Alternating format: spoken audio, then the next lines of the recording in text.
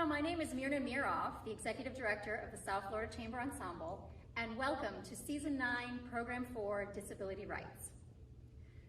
This evening we're going to be discussing disability rights through the composers who had various disabilities. And we're going to start with a female composer. The first composer on our program is Agatha Grøndahl.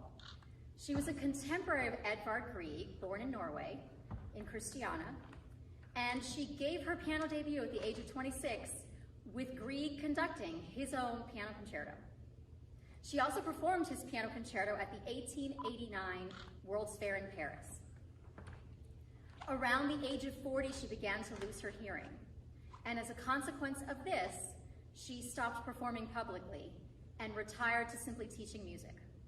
But her son, who was also a pianist, became her biggest champion and continued playing her works and advocating for her. So we're going to start with this piece, but first let me introduce the other members of the South Florida Chamber Ensemble. On the flute, Marie Schwartz. And on the clarinet, Christine Pascual Fernandez.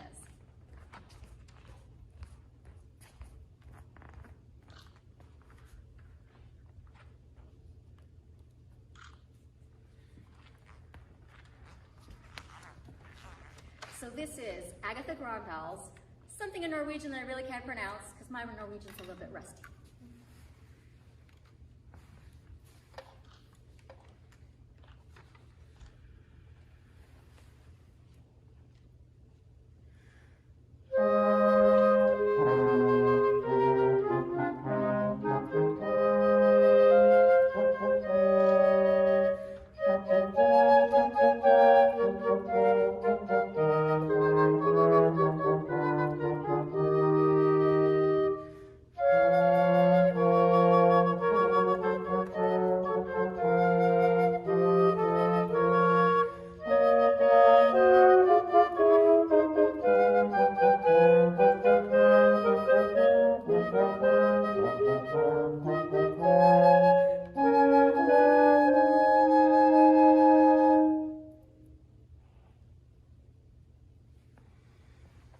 Just a short example of Agatha Grøndahl. Our next composer is a little bit more visible of a composer in the realm of disability, and it's the Spanish composer Joaquin Rodrigo. When he was 3 years old, he contracted diphtheria and went blind as a result of it. He studied the violin and the piano despite his disability, and then learned to compose using a system of Braille.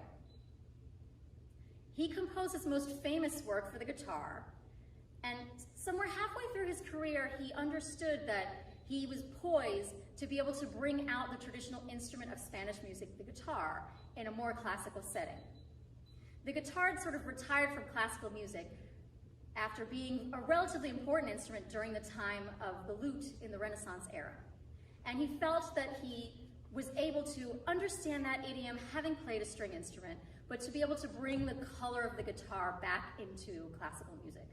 And he did so in his most famous work, the Concierto de Aranjuez. So Juan Carlos I, the King of Spain at the time, made him a Marquess, and made him the Marquess of the Gardens of Aranjuez. We're going to play a shortened version of the second movement, and the second movement was really a response to the miscarriage of his daughter. So this is the famous second movement of Rodrigo's Concierto de Aranjuez.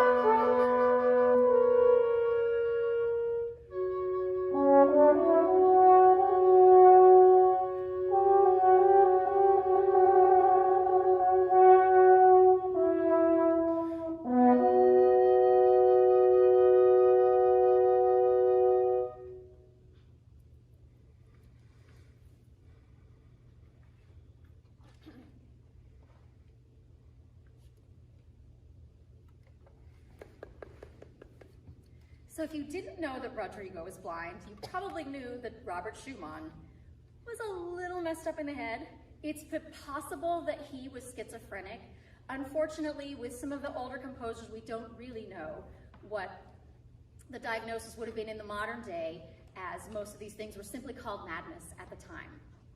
So Robert Schumann started his career as a pianist, and in trying to compete with some of the great piano players of the time, like Franz Liszt and Tchaikovsky, he devised a device to strengthen his fingers, which snapped all the tendons in his right hand, making it impossible for him to play again. He met his future wife when she was only 11 years old. She was the daughter of his teacher, Friedrich Wieck, and he waited until Clara Wieck, at the time, was 18 years old before they married. They had 8 children together and a very beautiful life together until the schizophrenia came to a point that he could no longer function, and he checked himself into a mental institution. But what it enabled him to do was to transform that disability into something that made a huge impact on Europe. So his father was a writer.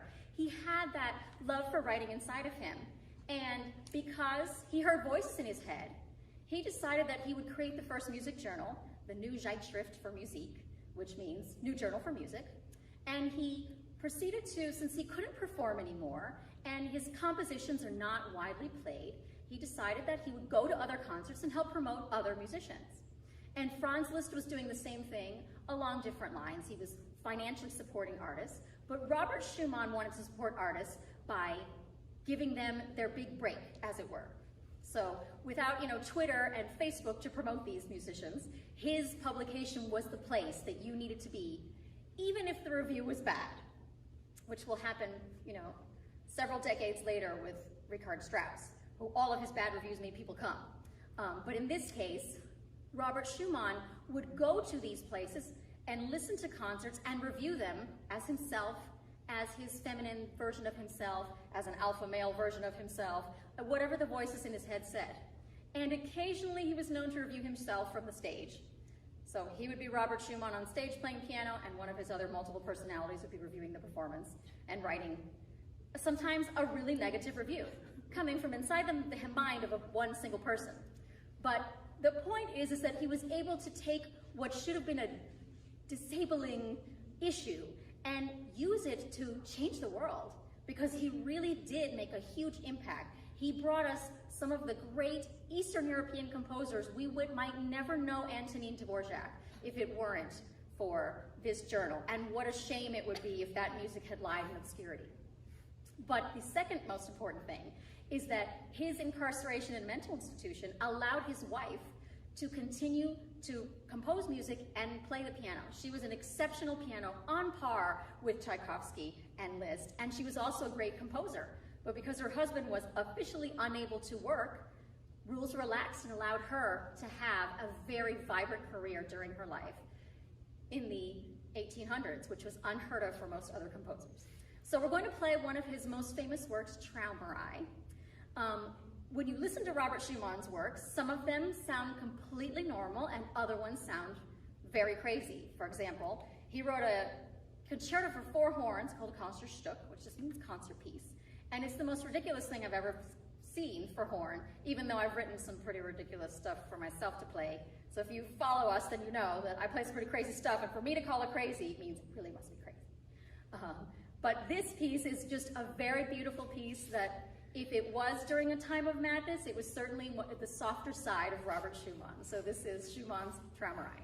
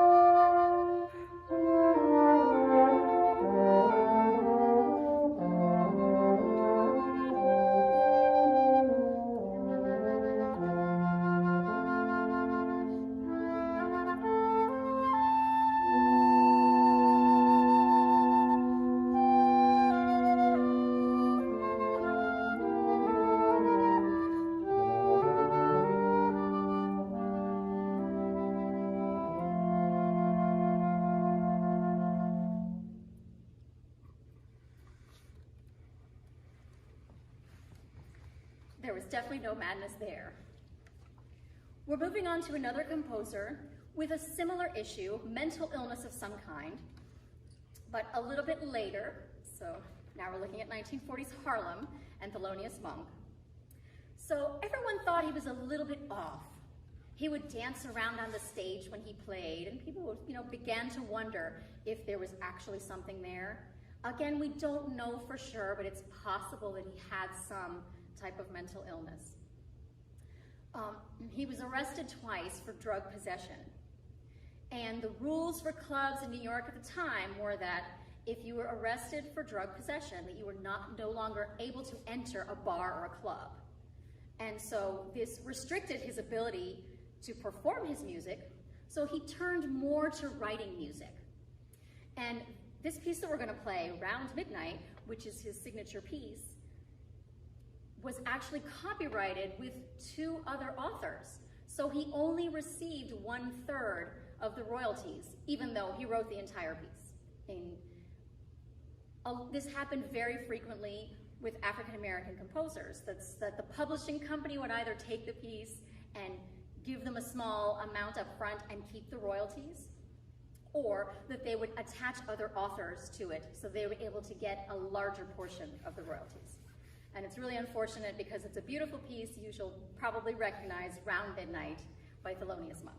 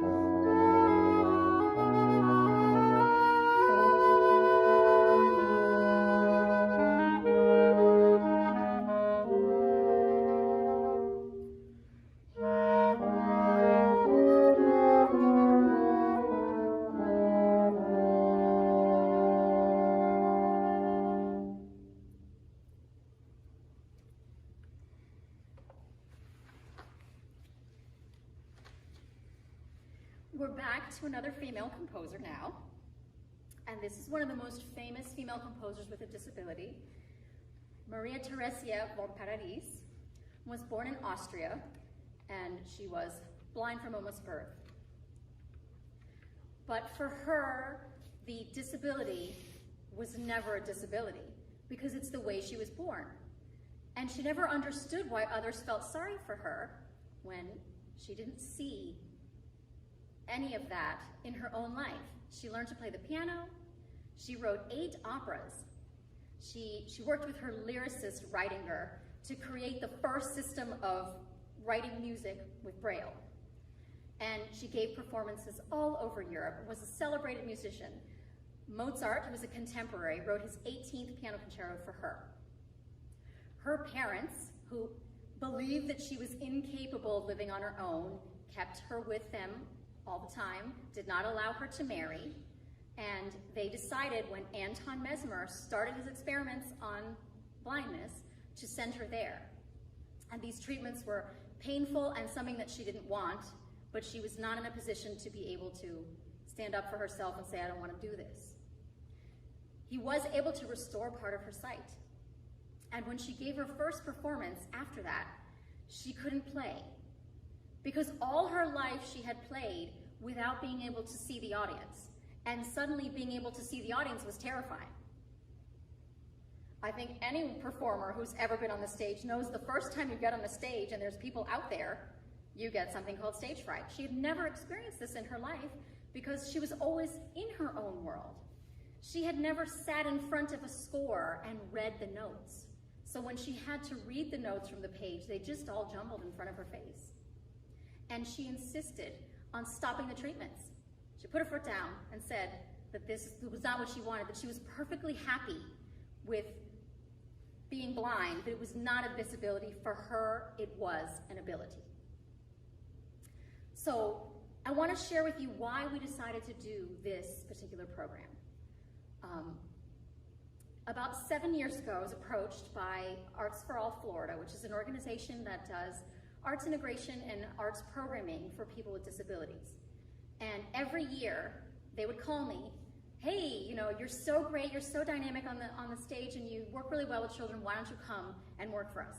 And every year, I was just like, yeah, I don't know, I don't know anything about it, I don't have any training, what will I say to these, you know, people? I was just very much fearful of the experience. 3 years ago, I made a promise to myself that I would not shy away from a challenge.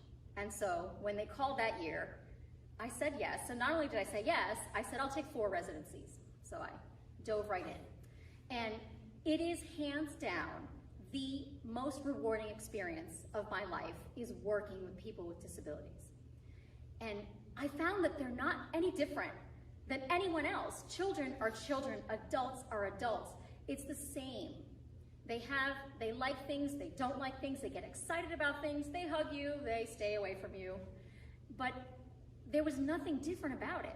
The difference is they feel ostracized by us, and I was one of the people doing that.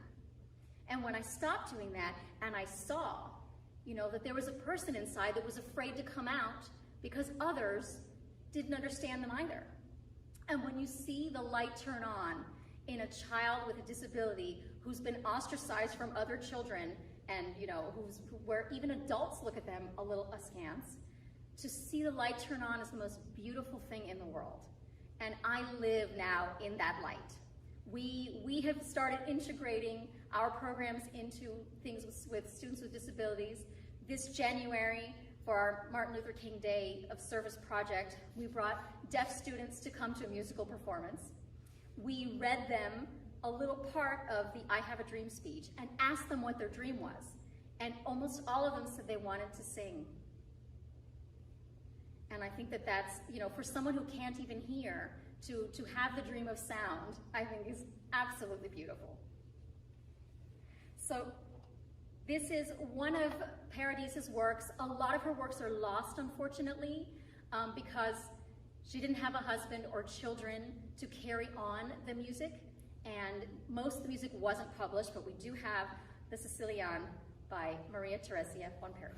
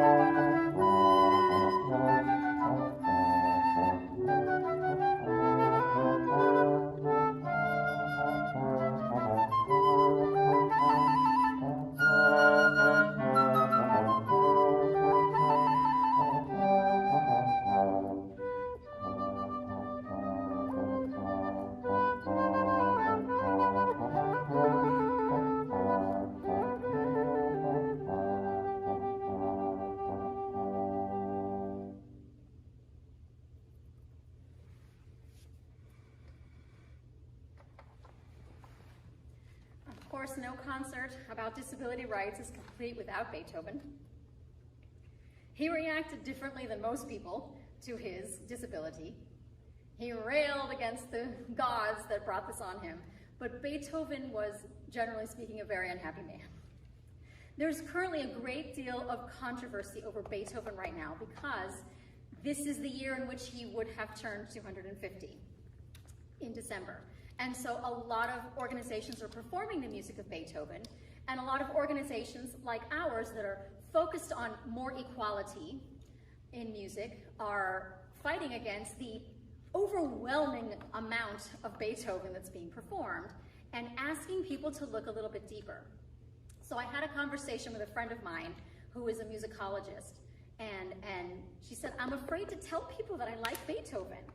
And I said to her, I like Beethoven also, not everything. There's not a composer out there whose entire output of work do I like. But I can find something in Beethoven that resonates with me because he was one of the first composers ever to really put his entire self into every piece. You feel like you know Beethoven once you've played one of his works. And I told her, I said, the problem is not that we play too much Beethoven. The problem is that we play too much of the same Beethoven, and we don't explore some of his other works.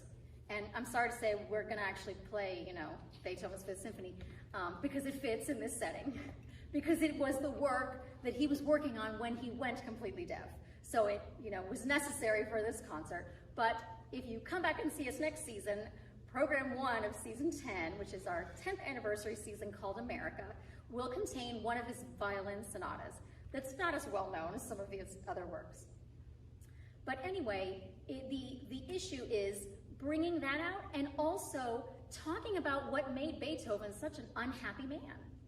And I think when we begin to explore the person behind the music, and then we can separate the person from the music itself. There's a lot of controversy over modern day artists. Like, can we enjoy an artist's music when we find out that they are not good people?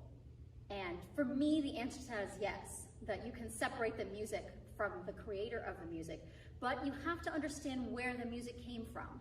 And in the case of Beethoven, that music came from it wasn't just that he went deaf. He had terrible stomach problems and was constantly in pain.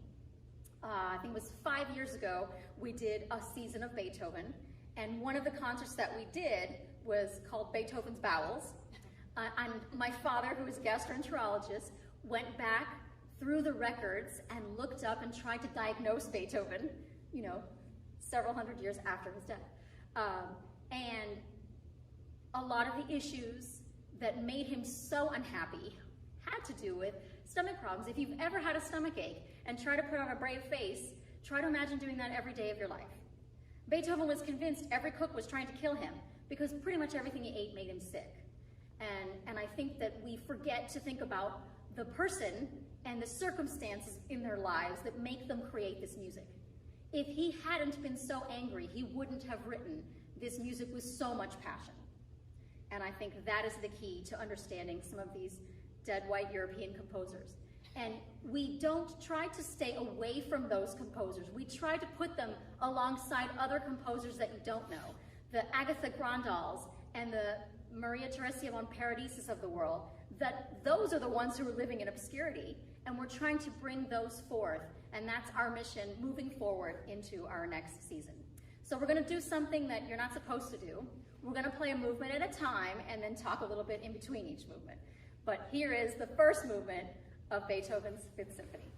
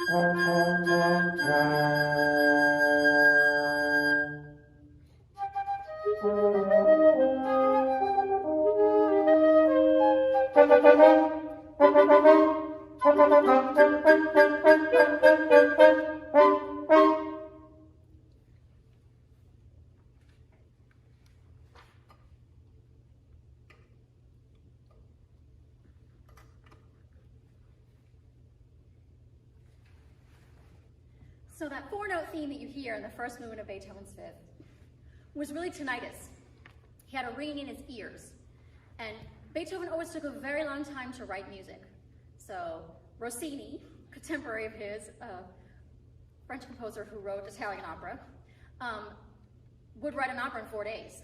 Beethoven spent 3 years, sometimes more, working on a piece, and he was a perfectionist, so he would go back and tweak a note here and tweak a note there. His only opera, Fidelio, he rewrote 4 times, and it was a piece that spanned practically his entire lifetime, just trying to get it to that perfect place because the music he knew would live on after him. So he started hearing that ringing in his ears and called it the fate theme. He said it was fate knocking at his door, those four notes. In the process of writing this piece, he decided he was going to terminate his own life. And he wrote a letter called the Heilige Stadt Testament, because that's where he was. It was just a city in Germany. And it was to his brothers, and he starts writing saying that, you know, it's untenable to continue his musical career when he can't even hear his own pieces, when he can no longer sit down at the piano and play with a full orchestra. And as he writes the letter, he talks himself out of the suicide. And by the time he gets to the end, he says, but I can't end my life because there's still more music in me that I need to share with the world.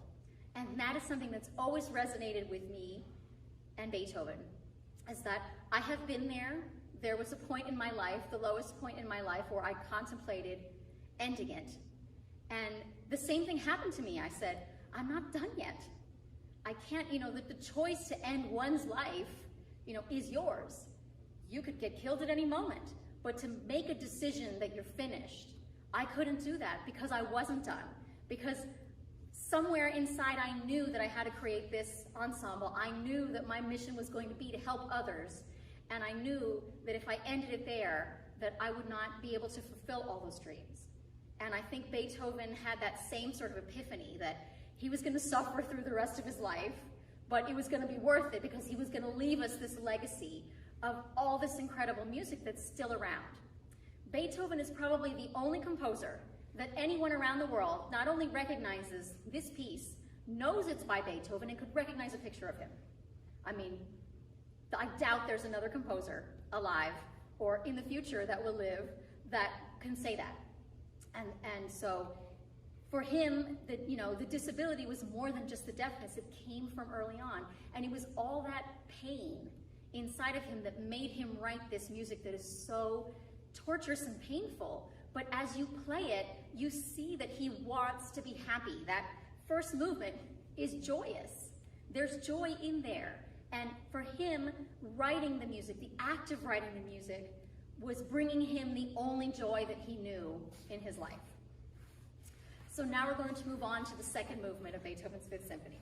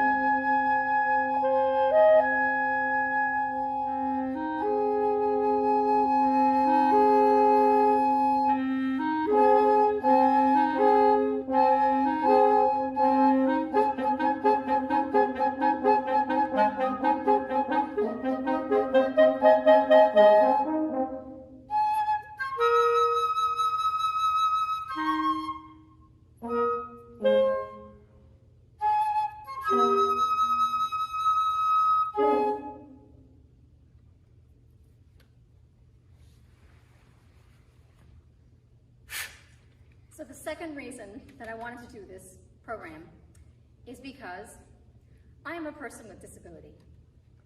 When I was 16, I had a party at my house, and my 4 closest girlfriends spent the night. Around 2 o'clock in the morning, my eyes rolled back into my head and I started to tremble violently and freaked them all out.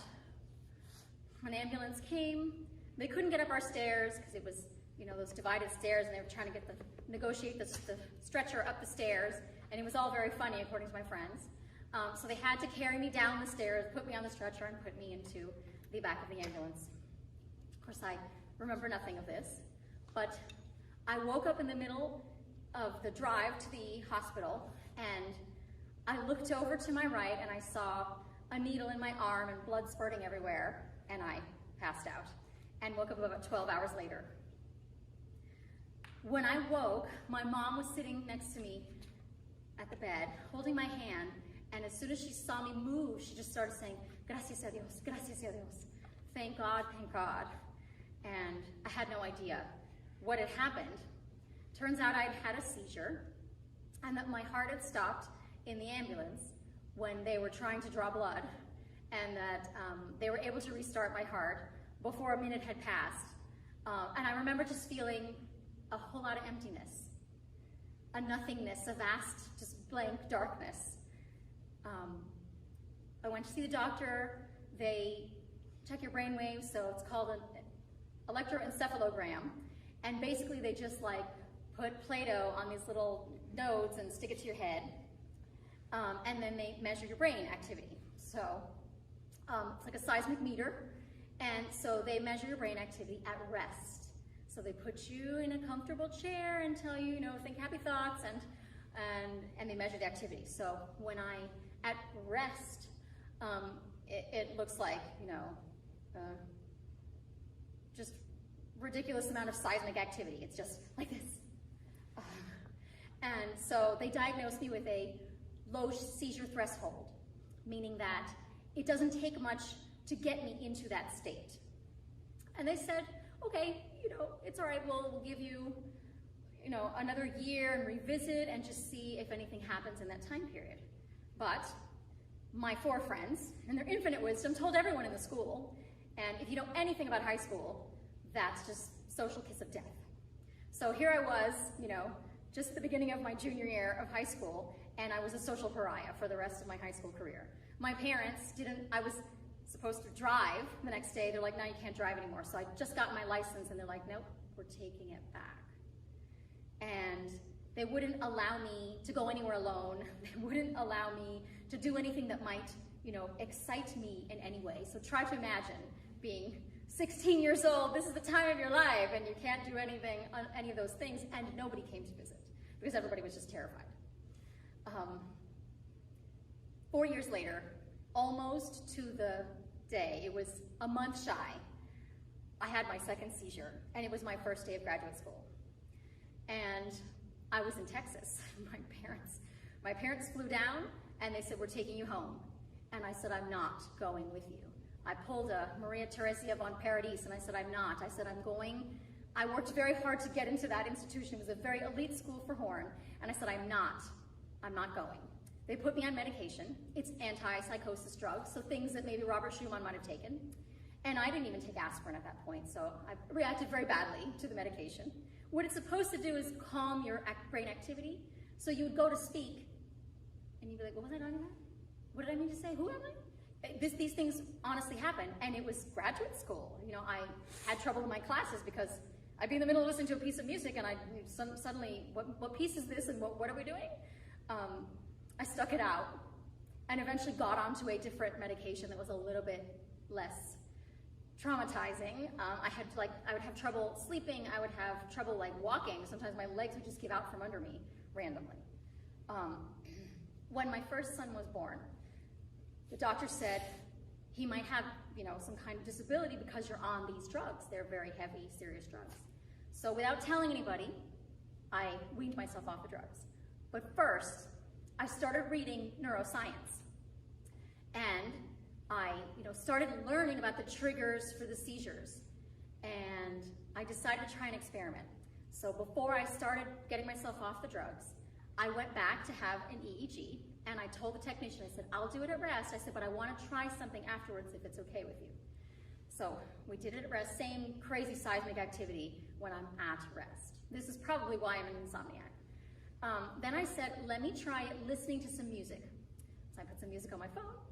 You're still lying in the chair, relaxing. About half as much seismic activity in my brain. And then I said, let me try one more thing. I took out my horn, and I played a Mozart horn concerto, and the line was flat. So, just like for Beethoven, music was the cure for him, music is the cure for me too. That without music in my life, I would be suffering more greatly from the disability that I have. But I was able to overcome it by finding the thing that keeps me from going over into the other side. I've been off drugs for 15 years. I have not had a seizure in that time, and I don't plan on ever having one again, and I'm gonna play this instrument until my last breath. So Beethoven decided to incorporate the trombone into the fourth movement, because by the time he arrived at the writing of it, he was completely deaf. He tried everything. He tried frog's legs dipped in oil, stuffed in his ears. He tried electroshock therapy. Any old wives' tale about bringing the hearing back, he tried. And so he was like me, searching for the solution to his own problem. What he failed to do was do that for his stomach, because I think if he had approached it from a whole body perspective, he might have been able to become a happier man. But if he were a happier man, would we still love his music? Probably not as much. But he was on that quest, just like me, to find a way to at least turn the disability into something he could live with. And he understood that he wasn't going to be able to perform in public anymore, and so he threw himself into actually trying to get his nephew to become a great pianist. So he erred in that and stopped composing for almost 10 years, until his nephew finally said, look, I'm a really bad pianist, and you can't hear it. Just trust me, I'm really bad, and I'm not going out there and making a debut. And this kind of brought Beethoven back to composition. And then he leaves us with his beautiful Ninth Symphony, which is, you know, a statement of how he was feeling at the end of his life. So he arrives at the end of his life, and he's like, I extended my own life. I could have ended it halfway through. And he said, this is what I leave you as a gift for the gift that I gave myself of continuing to live all the way through. So the third and the fourth movements run continuously. So here is the end of Beethoven's Fifth Symphony.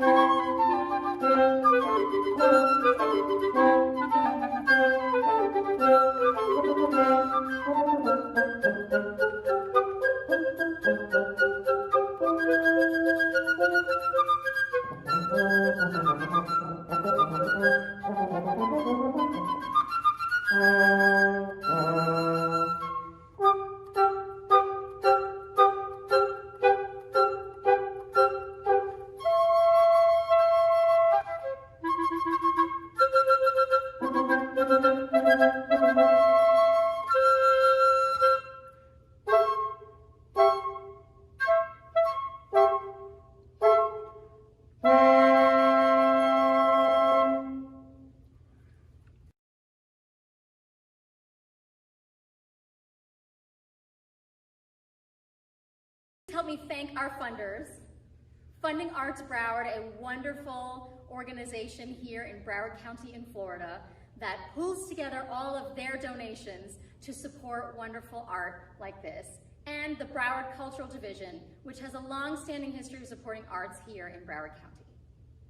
Once again, on the flute, Marie Schwartz. On the clarinet, Pascual Fernandez. And I am Myrna Meeroff, saying good night.